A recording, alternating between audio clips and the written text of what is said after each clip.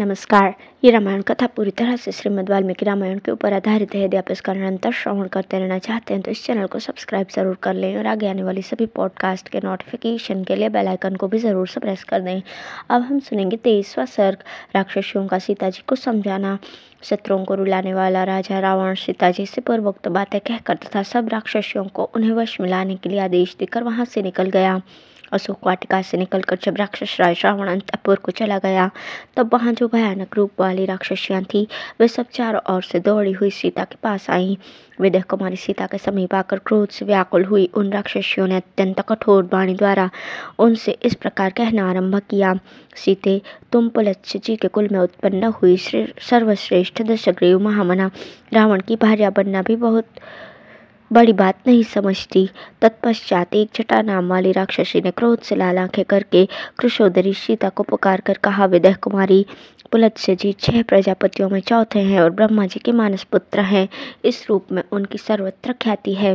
पुलत्स्य जी के मानस पुत्र तेजस्वी महर्षि विश्रवा, वे भी प्रजापति के समान ही प्रकाशित होते हैं। विशाल लोचने, ये शत्रुओं के रुलाने वाले महाराज रावण उन्हीं के पुत्र हैं और समस्त राक्षसों के राजा हैं। तुम्हें इनकी भार्या हो जाना चाहिए। सर्वांग सुंदरी, मेरी इस कही हुई बात का तुम अनुमोदन क्यों नहीं करती? इसके पश्चात बिल्ली के समान भूरी आंखों वाली हरिजटा नामक राक्षसी ने क्रोध से आंखें फाड़कर कहना आरंभ किया, अरे, जिन्होंने 3300 देवताओं तथा देवराज इंद्र को भी परास्त कर दिया है, उन राक्षस राज रावण की रानी तो तुम्हें अवश्य बन जाना चाहिए। उन्हें अपने पराक्रम पर गर्व है। वे युद्ध से पीछे न हटने वाले शूरवीर हैं। ऐसे बल पराक्रम संपन्न पुरुष की भार्या बनना तुम्हें क्यों स्वीकार्य नहीं? महाबली राजा रावण अपनी अधिक प्रिय और सम्मानित भार्या मंदोदरी को भी, जो सबकी स्वामिनी है, छोड़कर तुम्हारे पास पधारेंगे। तुम्हारा कितना महान सौभाग्य है। वे सहस्त्रों रमणियों से भरे हुए और अनेक प्रकार के रत्नों से सुशोभित उस अंतःपुर को छोड़कर तुम्हारे पास पधारेंगे। अतः तुम्हें उनकी प्रार्थना मान लेनी चाहिए। तदंतर विकटा नाम वाली दूसरी राक्षसी ने कहा, जिन भयानक पराक्रमी राक्षस राज ने नागों, गंधर्वों और दानवों को भी समरांगण में बारंबार परास्त किया है, वे ही तुम्हारे पास पधारे थे। नीच नारी, उन्हीं संपूर्ण ऐश्वर्यों से संपन्न महामनासुर राज रावण की भार्या बनने के लिए तुम्हें क्यों इच्छा नहीं होती? फिर उनसे दुर्मुखी नाम वाली राक्षसी ने कहा, विशाल लोचने, जिनसे भय मानकर सूर्य तपना छोड़ देता है और वायु की गति रुक जाती है, उनके पास तुम क्यों नहीं रहती? भामिनी, जिनके भय से वृक्ष फूल बरसाने लगते हैं और जो जब इच्छा करते हैं तभी पर्वत तथा मेघ जल का स्रोत बहाने लगते हैं, उन्हीं राजाधिराज राक्षस राज रावण की भार्या बनने के लिए तुम्हारे मन में क्यों नहीं विचार होता? देवी, मैंने तुमसे उत्तम यथार्थ और हित की बात कही है। सीते, तुम मेरी बात मान लो, नहीं तो तुम्हें प्राणों से हाथ धोना पड़ेगा। अब सीता जी का राक्षसियों की बात मानने से इनकार कर देना तथा राक्षसियों का उन्हें मारने काटने की धमकी देना। तदंतर विकराल मुख वाली उन समस्त राक्षसियों ने, जो कटु वचन सुनने के योग्य नहीं थी, उन सीता से अप्रिय तथा कठोर वचन कहना आरंभ किया। सीते, रावण का अंतःपुर समस्त प्राणियों के लिए मनोरम है। वहाँ बहुमूल्य शैयाएं बिछी रहती हैं। उस अंतःपुर में तुम्हारा निवास हो, इसके लिए तुम क्यों अनुमति नहीं देती? तुम मानुषी हो, इसलिए मनुष्य की भार्या का जो पद है उसी को तुम अधिक महत्व देती हो। किंतु अब तुम राम की ओर से अपना मन हटा लो, अन्यथा कदापि जीवित नहीं रहोगी। तुम त्रिलोकी के ऐश्वर्य को भोगने वाले राक्षस राज रावण को पति रूप में पाकर आनंद पूर्वक विहार करो। अनन्या सुंदरी, तुम मानवी हो, इसलिए मनुष्य जातीय राम को ही चाहती हो, परंतु राम इस समय राज्य से भ्रष्ट हैं। उनका कोई मनोरथ सफल नहीं होता तथा वे सदा व्याकुल रहते हैं। राक्षसियों की ये बातें सुनकर कमल नयनी सीता ने आंसू भरे नेत्रों से उनकी ओर देखकर इस प्रकार कहा, तुम सब मिलकर मुझसे जो ये लोक विरुद्ध प्रस्ताव कर रही हो, तुम्हारा ये पापपूर्ण वचन मेरे हृदय में एक क्षण के लिए भी नहीं ठहर पाता है। एक मानव कन्या किसी राक्षस की भार्या नहीं हो सकती। तुम सब लोग भले ही मुझे खा जाओ, किंतु मैं तुम्हारी बात नहीं मान सकती। मेरे पति दीन हो अथवा राज्यहीन, वे ही मेरे स्वामी हैं, वे ही मेरे गुरु हैं। मैं सदा उन्हीं में अनुरक्त हूँ और रहूंगी।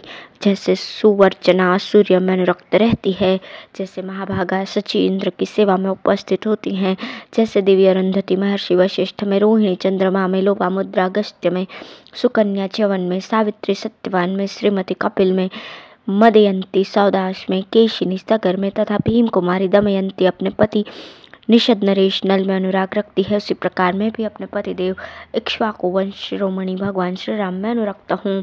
श्वेता की बात सुनकर राक्षसियों के क्रोध की सीमा न रही। वे रावण की आज्ञा के अनुसार कठोर वचनों द्वारा उन्हें धमकाने लगी। अशोक वृक्ष में चुपचाप छिपे बैठे हुए वानर हनुमान जी सीता को फटकारती हुई राक्षसियों की बातें सुन रहे थे। वे सब राक्षसियां कुपित होकर वहां कांपती हुई सीता पर चारों ओर से टूट पड़ी और अपने लंबे एवं चमकीले ओठों को बारंबार चाटने लगी। उनका क्रोध बहुत बढ़ा हुआ था। वे सब की सब तुरंत हाथों में फरसे लेकर बोल उठी, ये राक्षस राज रावण को पति रूप में पाने योग्य है ही नहीं।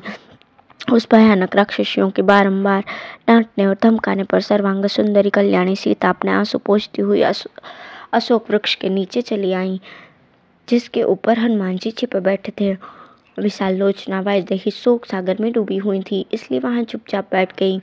किंतु उन राक्षसियों ने वहां भी आकर उन्हें चारों ओर से घेर लिया। वे बहुत ही दुर्बल हो गई थी। उनके मुख पर दीनता छा रही थी और उन्होंने मलिन वस्त्र पहन रखा था। उस अवस्था में उन झरक नंदिनी को चारों ओर खड़ी हुई भयानक राक्षसियों ने फिर धमकाना आरंभ किया। तदंतर विनता नाम की राक्षसी आगे बढ़ी। वो देखने में बड़ी भयंकर थी। उसकी देह क्रोध की सजीव प्रतिमा जान पड़ती थी। उस विकराल राक्षसी के पेट भीतर की ओर धसे हुए थे। वो बोली, सीते, तूने अपने पति के प्रति जितना स्नेह दिखाया है इतना ही बहुत है। भद्रे, अति करना तो सब जगह दुख का ही कारण होता है। मिथिलेश कुमारी, तुम्हारा भला हो। मैं तुमसे बहुत संतुष्ट हूँ, क्योंकि तुमने मानवोचित शिष्टाचार का अच्छी तरह पालन किया है। अब मैं भी तुम्हारे हित के लिए जो बात कहती हूँ उस पर ध्यान दो, उसका शीघ्र ही पालन करो। समस्त राक्षसों का भरण पोषण करने वाले महाराज रावण को तुम अपना पति स्वीकार कर लो। वे देवराज इंद्र के समान बड़े पराक्रमी तथा रूपवान है। दीनहीन मनुष्य राम का परित्याग करके सबसे प्रिय वचन बोलने वाले उदार और त्यागी रावण का आश्रय लो। विदय राजकुमारी, तुम आज से समस्त लोगों की स्वामिनी बन जाओ और दिव्य अंगराग तथा दिव्याभूषण धारण करो। शोभने, जैसे अग्नि की प्रिय पत्नी स्वाहा और इंद्र की प्राणवल्लभा सची हैं, उसी प्रकार तुम रावण की प्रेयसी बन जाओ। श्री राम तो दीन हैं, उनकी आयु भी अब समाप्त हो चली है, उनसे तुम्हें क्या मिलेगा। यदि तुम मेरी कही हुई इस बात को नहीं मानोगी तो हम सब मिलकर तुम्हें इसी मुहूर्त में अपना आहार बना लेंगी। तदंतर दूसरी राक्षसी सामने आई। उसके लंबे लंबे स्तन लटक रहे थे। उसका नाम विकटा था। वो कुपित होकर मुक्का तान कर डांटती हुई सीता से बोली, अत्यंत खोटी बुद्धि वाली मिथिलेश कुमारी, अब तक हम लोगों ने तुम पर अपने कोमल स्वभाववश दया आ जाने के कारण तुम्हारी बहुत सी अनुचित बातें सह ली है। इतने पर भी तुम हमारी बात नहीं मानती हो। हमने तुम्हारे हित के लिए ही समयोचित सलाह दी थी। देखो, तुम्हें समुद्र के इस पार ले आया गया है, जहाँ पहुँचना दूसरों के लिए अत्यंत कठिन है। यहाँ भी रावण के भयानक अंतःपुर में तुम लाकर रखी गई हो।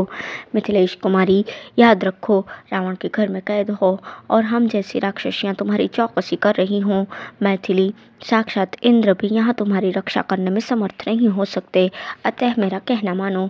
मैं तुम्हारे हित की बात बता रही हूँ। आंसू बहाने से कुछ होने जाने वाला नहीं। वह व्यर्थ का शोक त्याग दो। सदा छाई रहने वाली दीनता को दूर करके अपने हृदय में प्रसन्नता और उल्लास को स्थान दो। सीते, राक्षस राज रावण के साथ सुखपूर्वक क्रीड़ा विहार करो। हम सभी स्त्रियां जानती हैं कि नारियों का यौवन टिकने वाला नहीं होता। जब तक तुम्हारा यौवन नहीं ढल जाता तब तक सुख भोग लो। मत बना देने वाले नेत्रों से शोभा पाने वाली सुंदरी, तुम राक्षस राज रावण के साथ लंका के रमणीय उद्यानों और पर्वतीय उपवनों में विहार करो। ऐसा करने से सहस्त्रों स्त्रियां सदा तुम्हारी आज्ञा के अधीन रहेंगी। महाराज रावण समस्त राक्षसों का भरण पोषण करने वाले स्वामी हैं। तुम उन्हें अपना पति बना लो। मैथिली, याद रखो, मैंने जो बात कही है यदि उसका ठीक ठीक पालन नहीं करोगी तो मैं अभी तुम्हारा कलेजा निकाल कर खा जाऊंगी। अब चंडोदरी नामक राक्षसी की बारी आई। उसकी दृष्टि से ही क्रूरता टपक रही थी। उसने विशाल त्रिशूल घुमाते हुए ये बात कही। महाराज रावण जब इसे हर कर ले आए थे उस समय भय के मारे ये थर थर कांप रही थी, जिससे इसके दोनों स्तन हिल रहे थे। उस दिन यह मृग शावक नयनी मानव कन्या को देखकर मेरे हृदय में ये बड़ी भारी इच्छा जागृत हुई। इसके जिगर, तिल्ली, विशाल वक्षस्थल, हृदय, उसके आधार स्थान, अन्य अंग तथा सिर को मैं खा जाऊं। इस समय भी मेरा यही विचार है। तदंतर प्रगसा नामक राक्षसी बोल उठी, फिर तो हम लोग इस क्रूर हृदया सीता का गला घोंट दें। अब चुपचाप बैठे रहने की क्या आवश्यकता है। इसे मारकर महाराज को सूचना दे दी जाए कि वो मानव कन्या मर गई। इसमें कोई संदेह नहीं कि इस समाचार को सुनकर महाराज जी आज्ञा देंगे कि तुम सब लोग उसे खा जाओ। तत्पश्चात राक्षसी अजामुखी ने कहा, मुझे तो व्यर्थ का वाद विवाद उचित नहीं लगता। आओ पहले इसे काट कर इसके बहुत से टुकड़े कर दें। वे सभी टुकड़े बराबर माप तौल के होने चाहिए। फिर उन टुकड़ों को हम लोग आपस में बांट लेंगी। साथ ही नाना प्रकार की पेय सामग्री तथा फूलमाला आदि भी शीघ्र ही प्रचुर मात्रा में मंगा ली जाए। तदंतर राक्षसी शूर्पणखा ने कहा, अजामुखी ने जो बात कही है वही मुझे भी उचित लगती है। समस्त शोकों को नष्ट कर देने वाली सुरा को भी शीघ्र मंगा लो। उसके साथ मनुष्य के मांस का आस्वादन करके हम निकुंभिला देवी के सामने नृत्य करेंगी। उन विकराल रूप वाली राक्षसियों के द्वारा इस प्रकार धमकाई जाने पर देवकन्या के समान सुंदरी सीता धैर्य छोड़कर फूट फूट कर रोने लगी। इस प्रकार श्री वाल्मीकि निर्मित रामायण आदि काव्य के सुंदर कांड में 24वां सर्ग पूर्ण हुआ। धन्यवाद।